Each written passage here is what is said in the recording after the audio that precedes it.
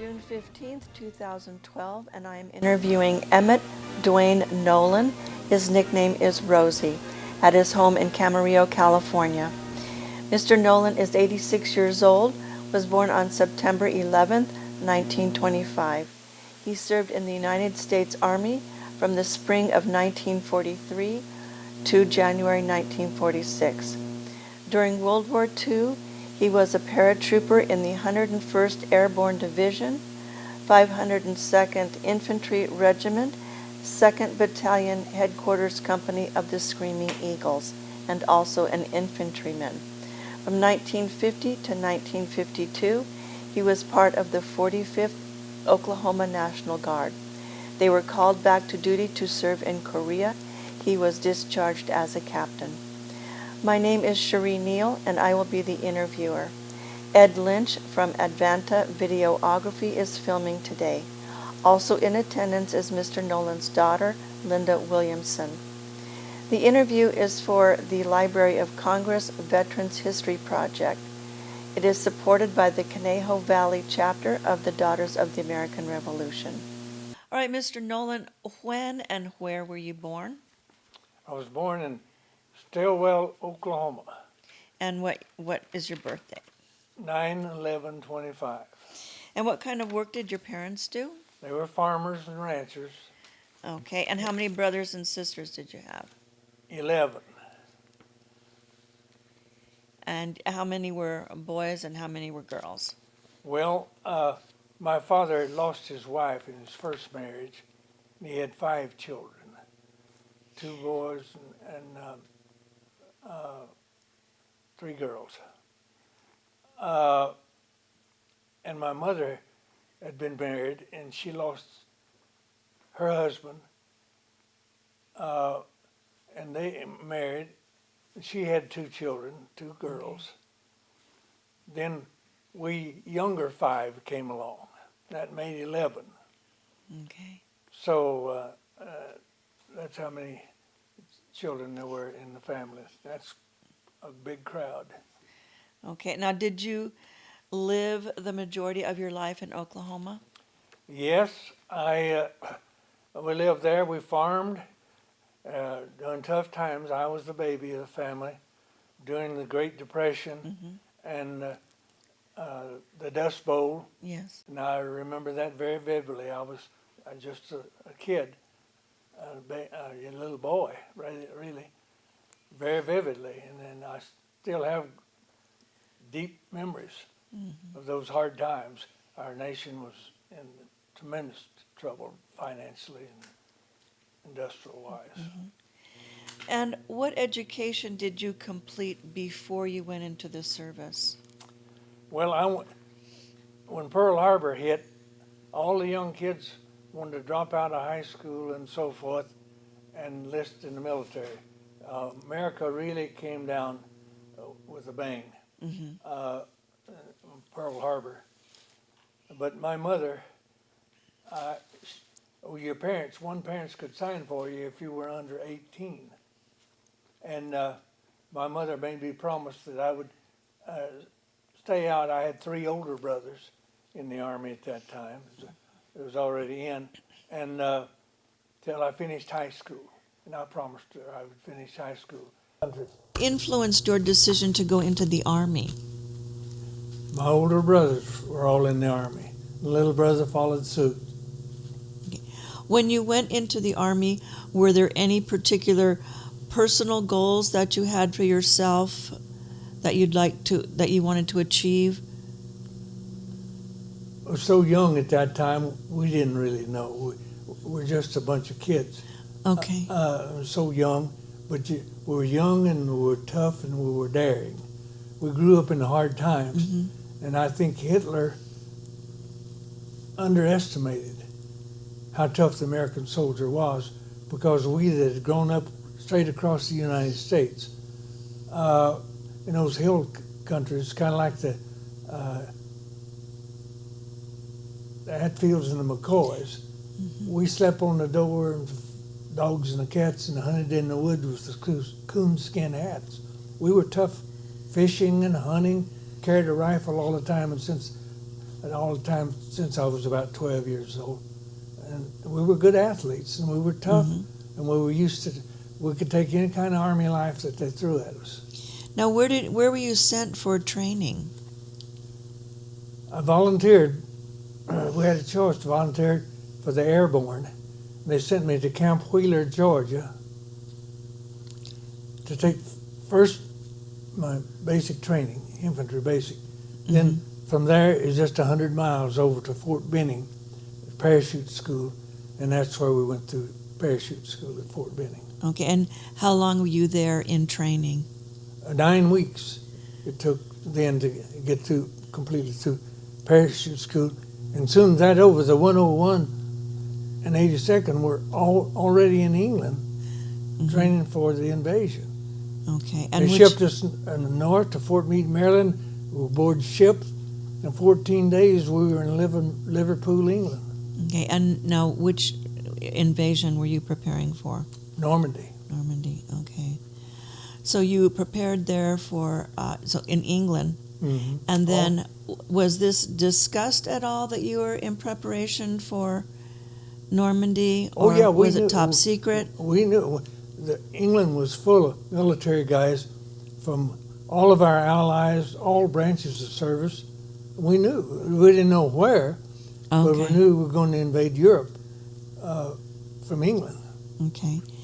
Now, you've made this preparation. Tell me about the time that you left for this invasion. Did you go with the other armed services, or did you go before? We went before. Both divisions jumped in Normandy about 1 o'clock in the morning before the beach landings ever started at daybreak. Okay.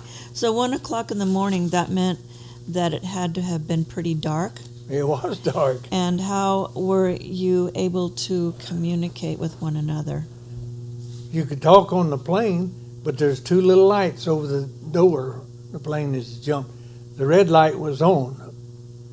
And of course, you know, in a plane, the old C-47, they had a tiny cable, steel cable ran right down the middle, about the size of your little finger. And you stood up and your backpack was on your back and you had a static line, 25-foot static, and you took that and you hooked on that cable. And you had a reserve on your stomach. And as you shuffled down the door, while you stood up and hooked up and you sound off for equipment check. You checked your equipment in the dark. And you shook that thing up to be sure that you were hooked up right. You didn't want to bail out of there and not be hooked up. But anyway, we could clear a stick. They'd slow that old C-47 down to about 100 miles an hour. And you went out the plane, and you got the green light, and you shuffled. We could clear that whole stick of 15 men in about 8 to 12 seconds.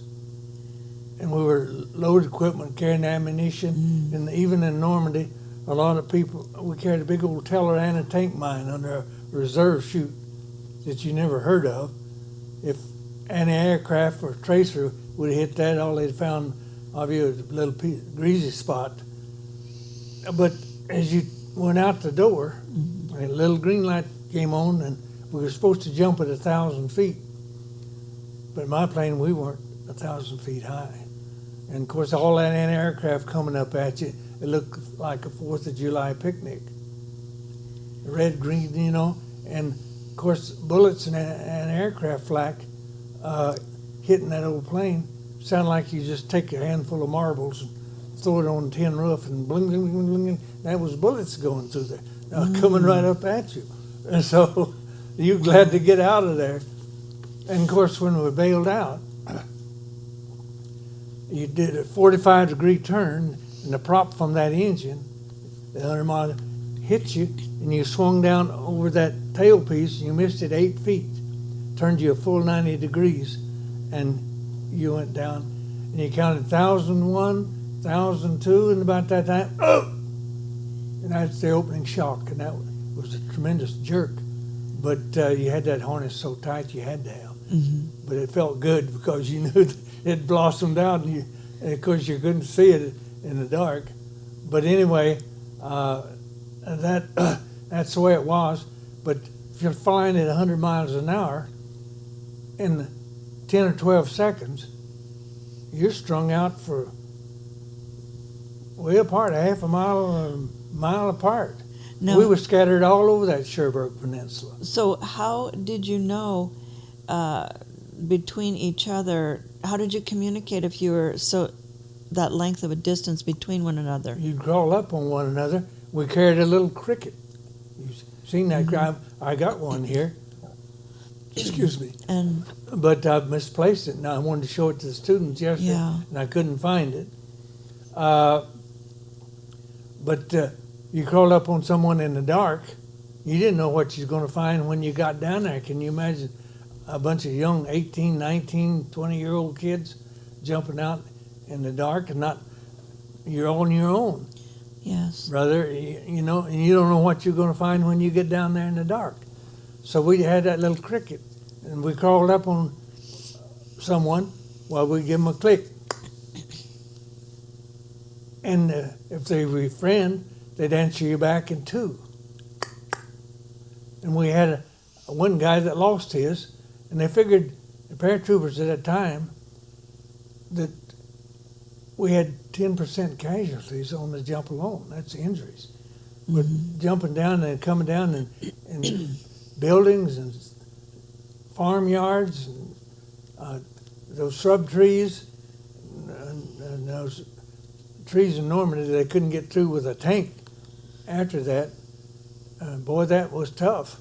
And we had one glider unit, and they practically all got killed. You know, the hedgerows and Fred with a glider, and they just put together with paper and Scottish tape, I think. But anyway, 327th Glider Infantry, had casualties and death, but the group. But anyway, we began to get together, and then when it got daylight, and you knew one thing, each regiment had an insignia on her side of her helmet. 501 was a diamond, 502, my regiment, was a heart, and the 506 was a spade, and the 327th glider was a club. And so you see someone, and you see a little dot on the right under on the front of that heart. That was the 1st Battalion. If it was under the heart, it was the 2nd Battalion. If it was behind the heart, that was the 3rd Battalion. That's how you identified with people. And all the non-commissioned officers had a white streak on the back of their steel helmet, parallel, and all officers had a little white thing up and down. So if you were approaching from behind in the daylight, you know, this guy's a sergeant, this guy's an officer, and so forth. Could identify easily. Yeah. But every night you had a sign and a countersign. You know, the Germans didn't know a lot of our athletic terms. We'd use baseball and football and everything, you know, and forward, pass. You'd say forward, the other person would say pass. That's football. Oh, I see. And, byword Very for interesting, because they don't play football. No. They don't play baseball, Oh, so they no. wouldn't know. Oh, yeah. So how many days were you in combat there? We were only in Normandy 41 days. Another thing you've never heard mentioned, when we went into Normandy, we wore poisonous gas impregnated jumpsuits. No, I've never seen that or read about it. And we had a gas mask tied onto our leg down below the knee. If Hitler used poisonous gas like he did in World War II, of course we would World War I. retaliated with it. We had it Yeah. too. But he didn't. And then next day we had to get rid of that gas mask. But that hose that came down off that gas mask, it's kind of a comical thing. We took our switchblade knife that we carried in our boot, and being a country boy, mine was razor sharp. We cut those rings off around that tube you breathe through, and we stretched them over our dog tags so they wouldn't rattle, and I wore those the whole war. So you had how many pounds, extra pounds of gear did you have on you? Probably all of us weighed 200 pounds or better. Really? Wow. We carried 150 rounds of Ammunition. 30 caliber ammunition, plus hand grenades in those side pockets you see now on all the pants. That weren't new. I wasn't new. That was our jump pants. The Germans called us the devils in the baggy pants. And that was our nickname. And but you had all that ammunition. You had that Teleran tank mine, and you shoot and you reserve. And then you had your rifle on you. An M1 rifle weighed 9.5 pounds, and you had a belt around you, and your entrenching tool. You had an entrenching tool. You had to tie those around you with his safety belt. And of course, we weighed. At that time, I was probably 175 pounds, but I weighed over 200 pounds. Right, with all the equipment. With all that equipment on. And then machine guns, we had, of course, they were air-cooled, light machine guns, 30 cal. We carried them in bundles underneath the plane.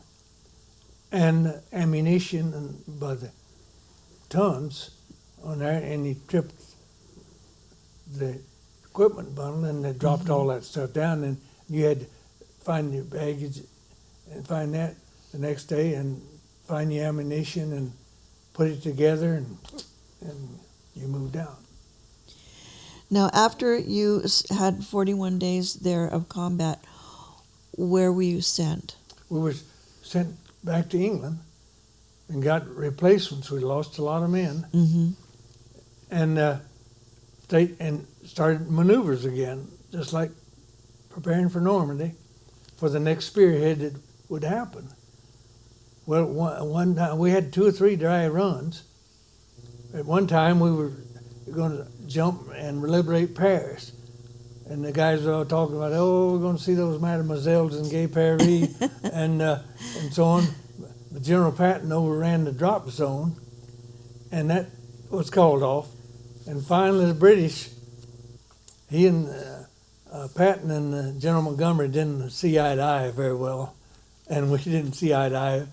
But British wanted the 82nd and the 101 to jump with them on the invasion of the Netherlands, on that big Autobahn that opened up all the way up to Arnhem and Nijmegen, where they made the movie Bridge Too Far. That's where we jumped about the little town of Eindhoven.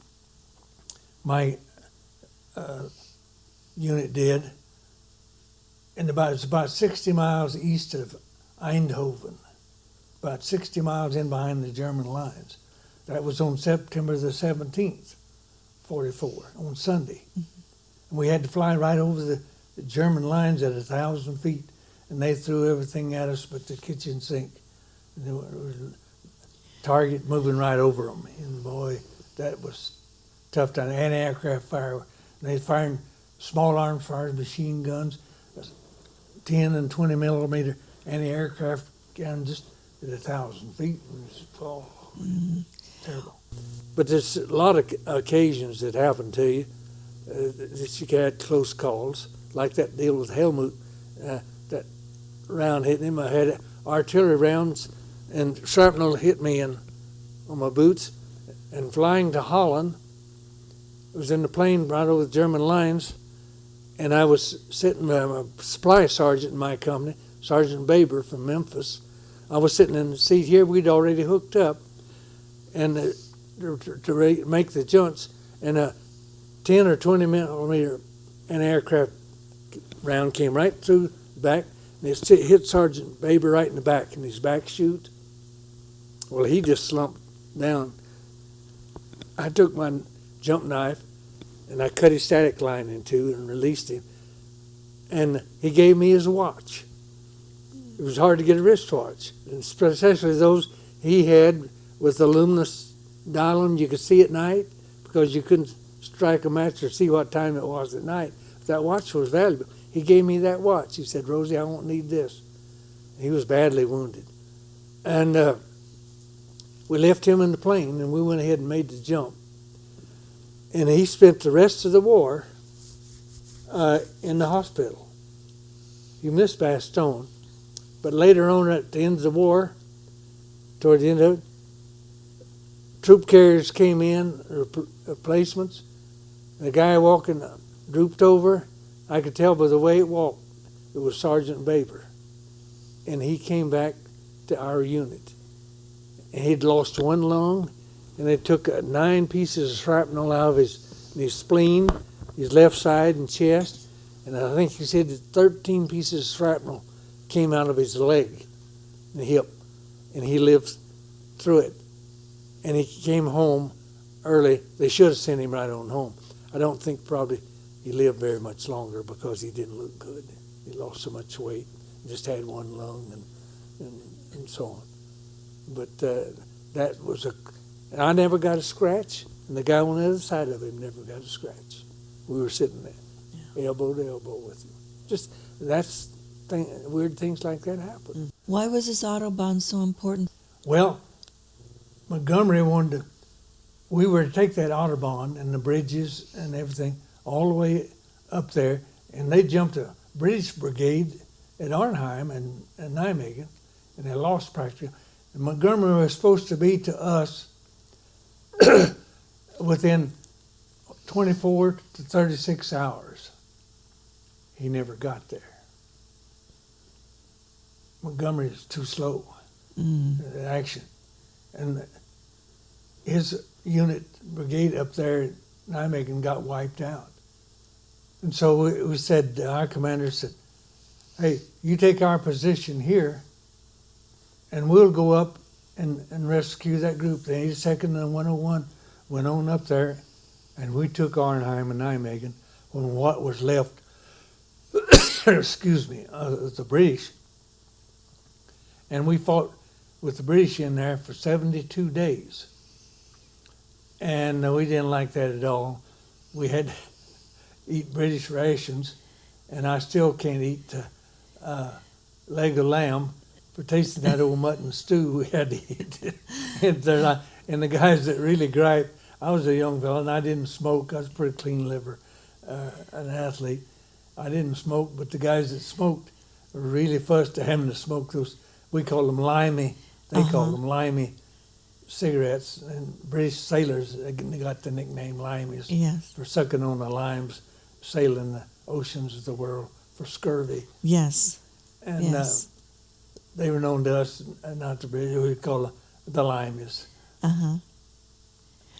Okay. Now, so you were there, 71 days? 72 days. 72 days. And what time of the year was this that you were there? That's in the fall. Okay.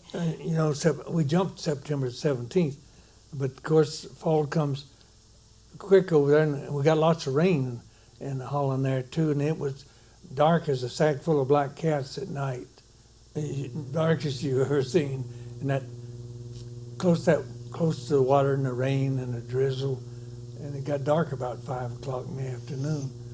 So now, were you there during the winter? No. You weren't? Okay. At 72 days, they pulled us out with us clapping our hands, and we went back to the First Army at Camp Mourmelon, France, near Reims. Okay. And there we were getting replacements again and training for the next push, wherever it was spearheaded, on the next push to go. And that's when I went into Reims and I told you the story about my buddy. Yes, please do. Go ahead and tell us that. We had turned a lot of our guns and stuff in and equipment and so forth, and we were waiting to regroup, get ready for the next push. And one Sunday, we were at Camp Mourmelon, was near Reims, which is a pretty large city in France. And they had a big champagne distillery there. We consumed a little of that. But we went into Reims on Sunday by trucks. Walked in there, and I was just walking down the street, and some guy came up beside me and hit me on the shoulder, and he said, "Soldier, you're a long way from home." And I turned around, and there was one of my high school buddies. all the way from home. We graduated from high school, played football together, close friends. And he was in the 82nd, and I didn't know that. And he didn't know I was in the 101. Mm-hmm. And we spent all day together, talking about home and old times. And about 4 o'clock in the afternoon, we were getting ready to leave and go back to our camps, which were far. And he asked me this question. He said, Rosie, if we live through this thing, what are you going to do when you get out? And I said, well, dude, I don't know about you, but I didn't get a very good background in high school because we were playing ball and we were good athletes and we had 2 champion football teams. We liked the girls and the good time and all of that, but I was allergic to printer's ink. And I said, I need to go back to school. I found out in the military, I don't know anything. Mm-hmm. And he said, you know, I was just thinking the same thing. He said, tell you what. He said, if we make it through this thing, let's go back home. We were young and single, just kids. And we'll get together and we'll go to, we'd heard about the GI Bill. We'll go to school on the GI Bill and play football and go back to school together. And we shook hands on that and partied. About 2 to 3 weeks later, that big breakthrough broke through up in Belgium in the Battle of the Bulge. Mm-hmm. We had some young Army units that were up there that had moved in. They'd never been in combat before. And those German panzers hit them and they just went to pieces. And it went right through them. And they didn't have the experience of battle. They had a hard time. They lost a lot of men. But anyway, we got an emergency call one morning about 11 o'clock. Opened up the warehouses, get your clothes, what you can wear and so forth, and be ready to roll this afternoon. We're going to the front by truck. And 4 o'clock that afternoon, we grabbed whatever they pulled in with those big Air Force trucks, kind of a semi deal, with a rack on them about so high and no cover. It was cold. And we loaded on those things with what we had. We were under strength. We were still waiting for replacements to come in. And we rode, 4 o'clock that afternoon, we were rolling. And we rode all afternoon and in the night, and it began to snow. It snowed all night. It was cold. And the next morning before daylight, they dumped us out and said, line up in attack formation. The snow was about this deep. And attack formation. And we did, and we started walking out up that road in that snow. And just at daybreak, we came through this little town, the edge of it. We saw a sign there that said Bastogne. And I said, mercy, where are we? And one of the guys says, we're in Belgium. And we marched through the town and on out for 2 or 3, 4 miles. Excuse me. And we got orders to dig in, set up your defense and dig in right where you are. Well, that ground was frozen hard as that floor. Mm-hmm. You know how we got foxholes started? How was that? Pulled out a hand grenade, threw them out on that frozen ground, and when it exploded, it broke that ice and crust, and we could start digging. And dug foxhole for four men and covered it over with those little log. And the main thing that was saved us was in that heavy Ardennes forest. And we set up our guns and ready to go on defense. And 4 o'clock that afternoon, we heard those panzers roaring over the hill. They were coming. And the German armor hit us before dark. We fought all night and all day and fought for 3 days. And we were low on ammunition, low on medical supplies, a lot of casualties, a lot killed. The weather moved in, and they couldn't fly, so they couldn't drop us any supplies. boy. And the end of the third day, but what saved us is those big German tanks. They couldn't operate in that heavy Ardennes forest, in that timber. And we were in the timber, the infantry, excuse me. And they'd come up the road, and they had to capture Bastogne, was 7 roads, junctioned in Bastogne, and they'd run out of petrol, fuel for their tanks and equipment. They had plenty of equipment, but they were trying to get to our depot down on the coast and get capture all our gasoline and so forth to run their tanks on. Well, the tanks had come in. They stay on those roads, but we'd whip their infantry. And it's tough. If you're trying to attack me and I'm in the snow and I'm dug in, you're at a great disadvantage. Germans had lots of loss. We'd whip their infantry, then the tanks wouldn't go on without their infantry. They'd back up and regroup, and here they'd come again, and we'd whip them again, and same thing. They repeated that. Germans had tremendous loss, but into the third day, they had us Bastogne completely surrounded by 7 Panzer divisions. And that's when von Rundstedt gave the ultimatum, surrender or be annihilated. And General McAuliffe was commanding at that time. General Taylor was back in the States getting some medals or something. But the assistant division commander, General McAuliffe, a 1-star, he was in command, and he answered the Germans back with the word nuts, and they wanted to know if that was the affirmative or the negative. And one of my buddies, that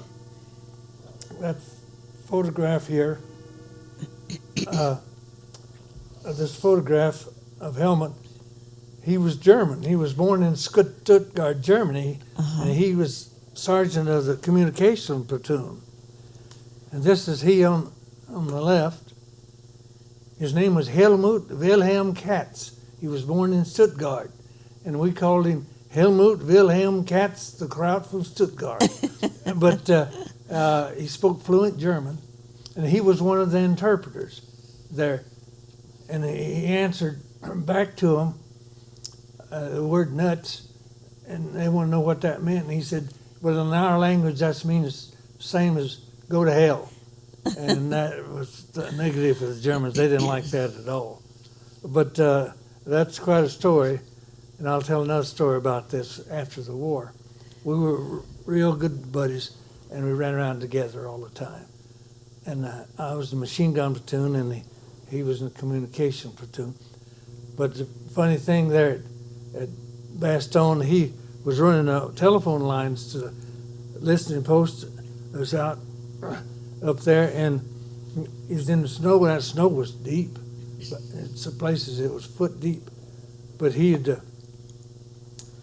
would climb up this pole and this wire from this telephone line, and an 88 mortar shell hit down to the foot of that pole, and of course the shrapnel and everything went out, all circle, and he was high enough up there, the concussion knocked him off that pole, and he fell off there on his back, and he came down and he hit in that snow, and he never got a scratch.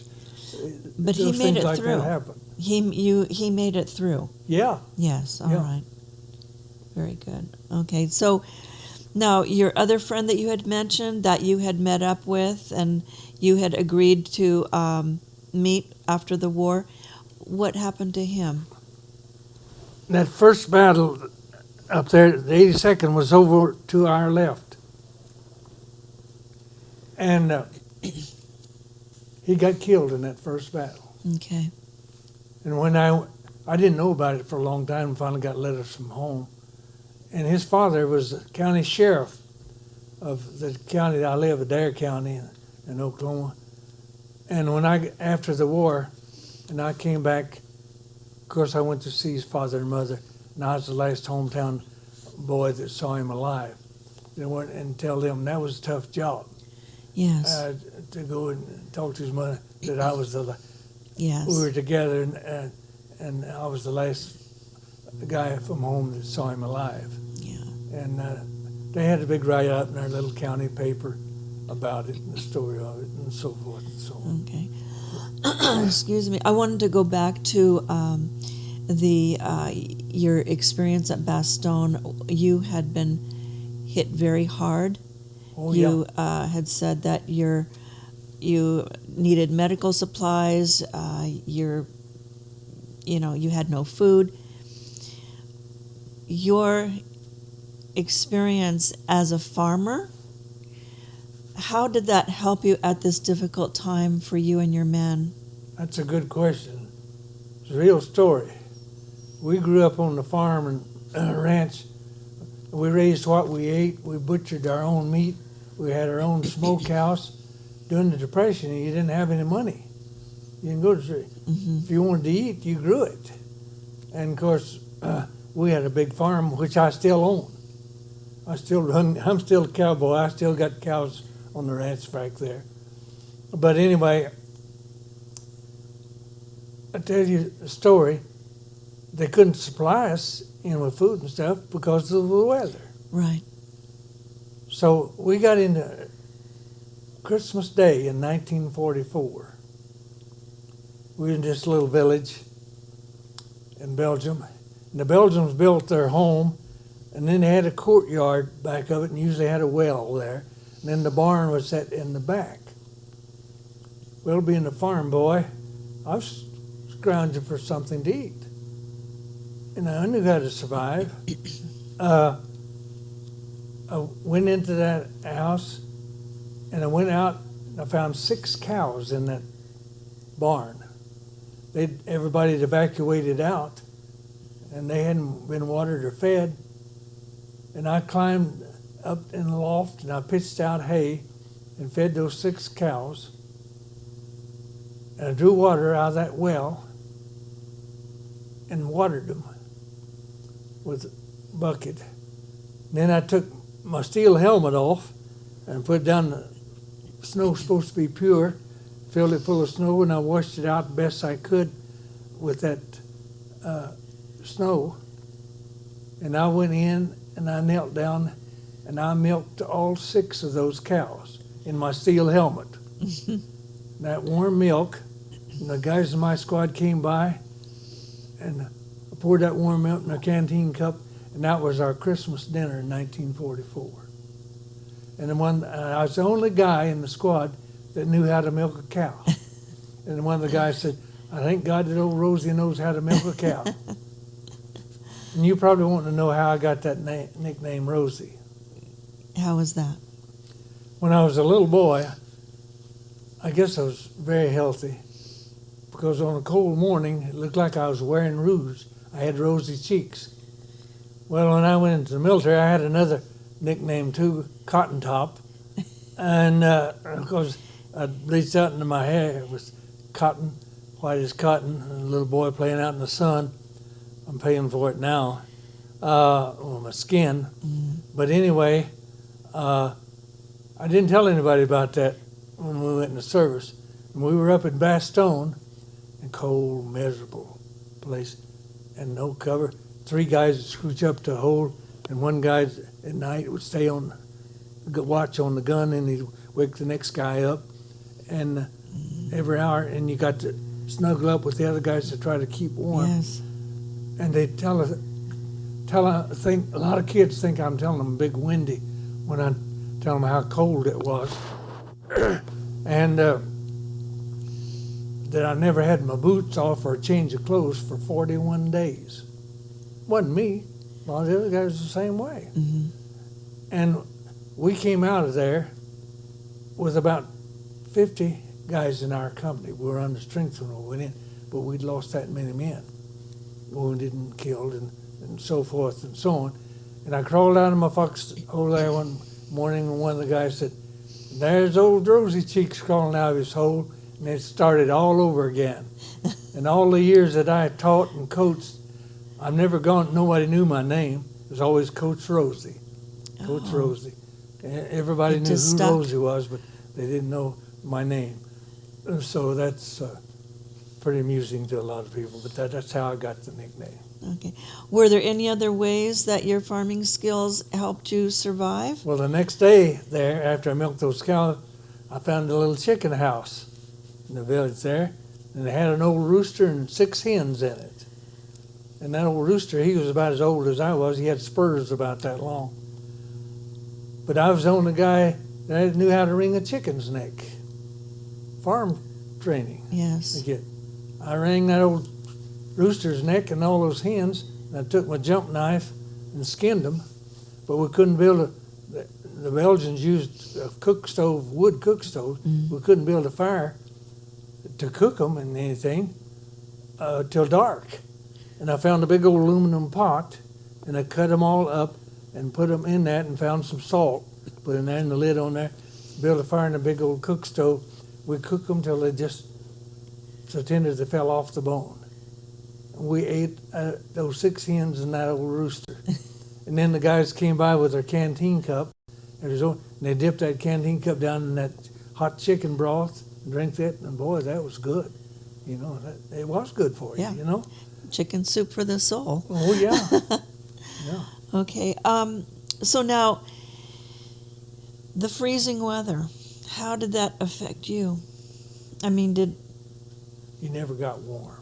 Every time I still have trouble with my feet.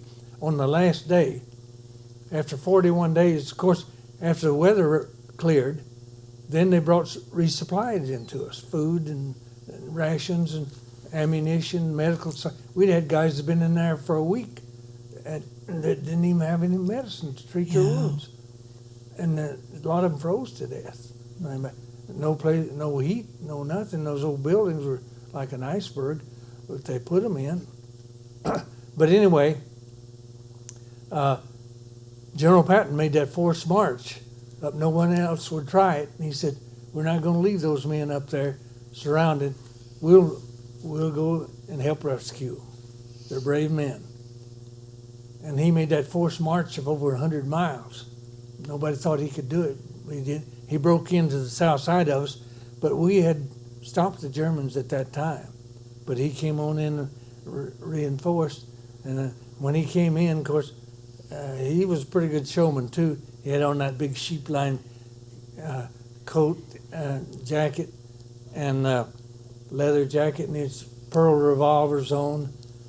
And he said, "Man, how you doing?" And we were a sad-looking bunch, boy. We were beaten, couldn't shave, couldn't take a bath, no change of clothes. yeah. For 41 days, can you imagine that? Good thing it was cold. We didn't smell quite as bad. But anyway, he said, "Hang in there, men. We're here to help you." And that's the words I heard from General Patton. But he meant it too, because he was a fighter. A lot of people didn't like him, and he and Montgomery didn't get along very well at all. But Patton, he was a doer. He was a fighter. He loved to fight. He loved war, and that was his challenge. That was his life. And I had my picture made with him when we went back on the tour. When I made that full tour of it when I retired, by his grave in Luxembourg. I had my picture made by General. Okay. Now, did the soldiers get frostbite? Oh yeah, a lot of them. Okay. Oh yeah, yeah. I got my boots wet. We led the attack out of there after 41 days, and I got my boots wet, and that's the night that I got frostbite, and I'd survived all that time. But they don't believe this. When you scooch up together, guys trying to keep warm, and straw and hay and anything you can put in that foxhole, and you turn that little wool cap we wore and pull down over your ears, and you turn your helmet upside down, and that steel helmet was your pillow. You put your head on that Okay. and sleep. A lot of people think that's a lie. That isn't a lie. That's true. So you utilized your helmet for A lot of holding things. the milk and the pillow and Saving your life. saving your life. Exactly. A lot of times. Okay. There's one incident in Holland. We were on the attack, and I was behind a big old cement watering tank in this orchard.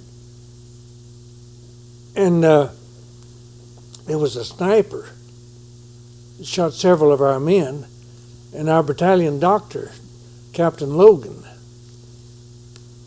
had his Red Cross unarmed, the Red Cross on his helmet, his sleeves, the back of his blouse, and he was treating a wounded soldier right out from me there, and a sniper shot on, and I jumped up and I ran out to him, and on him laying down, he's face down, and I was going to turn him over, and I ran my arm underneath him to get over to turn him over, and as I pulled my arm out, he was a big man, he was about 200 pounds and strong, and of course just blood all over my arm. They shot him through and through, and he was dead in 2 minutes.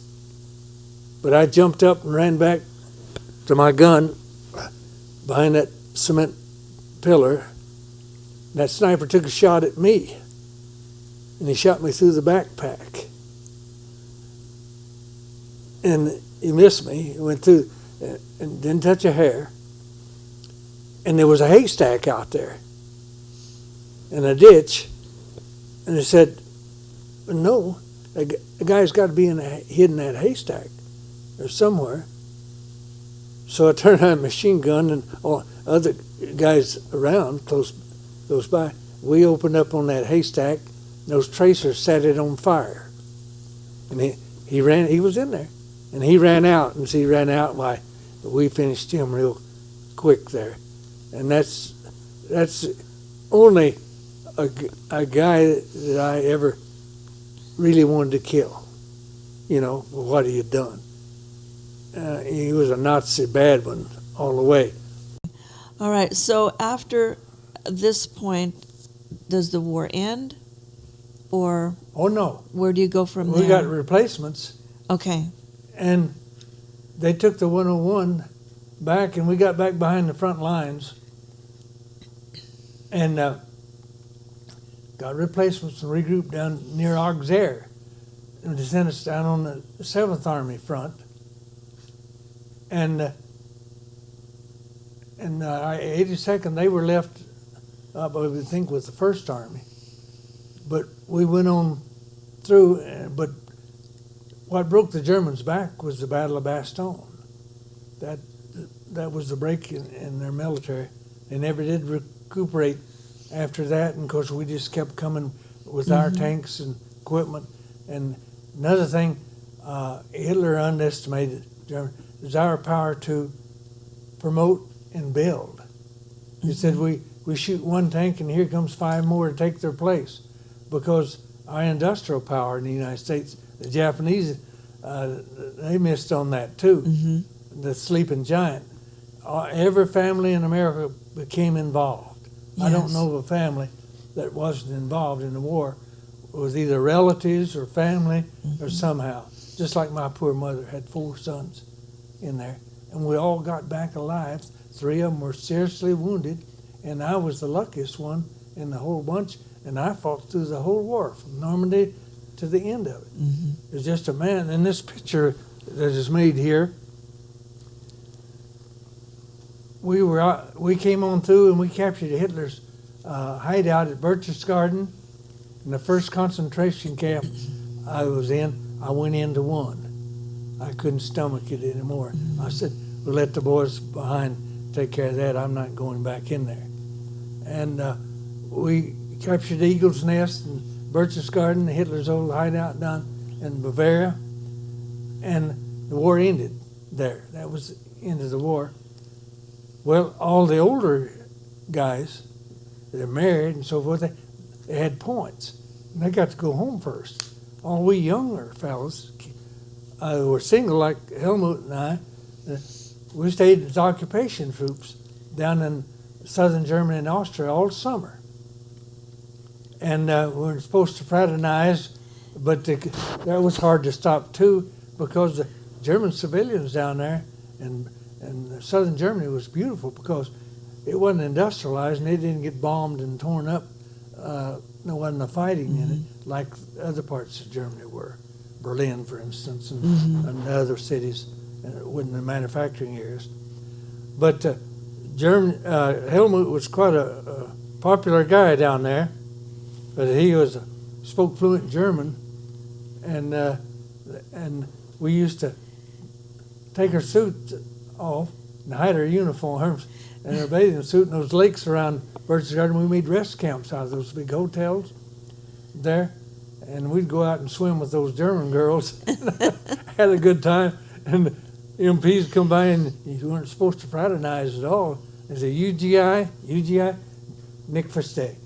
And they'd say, oh, yeah, they'd go on, and we'd laugh and we'd swim and party with those German girls because the men in Germany were all gone. Most of them had been killed That's off right. the war on the Eastern Front particularly.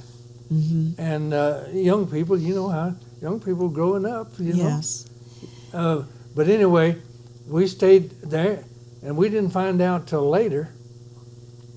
They were preparing to invade Japan, and they were going to take we younger fellows, and we were going to go right across the Pacific and prepare to go into Japan. We weren't going to get to come home. We'd been over there 3 years. But the A-bomb changed all of that. So we spent all summer down there as occupation troops. Well, in December, what was left of the 82nd up at Berlin and the 101, they put us together and down to Southampton, and we got on the Queen Mary and sailed for New York. And when we got to Camp Shanks, New York, we stayed there a week preparing for the VE Day parade down Fifth Avenue in New York. I was in that. So that was a nice contrast going from extreme combat, you know, extreme diverse conditions to a parade. So the Americans welcomed you back with open arms. Oh, boy. We'll never see that again in America, I don't think. Because Camp Shanks was right outside New York City North. And after we'd prepare till noon for that parade, and we'd jump on the train, and you were through till 8 o'clock the next morning. And we'd go into New York City. You just lose the whole division in New York City. No, everything was on the house. If you were in uniform, you couldn't buy a beer, you couldn't eat a meal. You went in, I'd never seen a Broadway show. Went into Broadway, everything was on the house. You'd get up, have a meal, get up, and pay your bill, and say, oh, so-and-so, gentleman over there in the corner picked up your tab. You didn't even know who it was. Yeah. We'll never see that again. But one thing, interesting thing to talk about, the nightlife and everything in New York City, a bunch of young guys. There's about 15 of us went in a bar there one afternoon was going to have a beer. And we looked like a bunch of kids. And they weren't going to serve us. We weren't old enough to have a beer. Here's guys that's been through 3 years of combat and came home, and we weren't allowed to have a beer. Yeah. Yes. We said, we'll give you 5 minutes to have that beer out here, or we'll stack the furniture in this whole place. And we would have done it too. And they believed us. Yes. 5 minutes, here came the beer. And we all had Yes. had a beer. But that's just the way it was and the way we looked.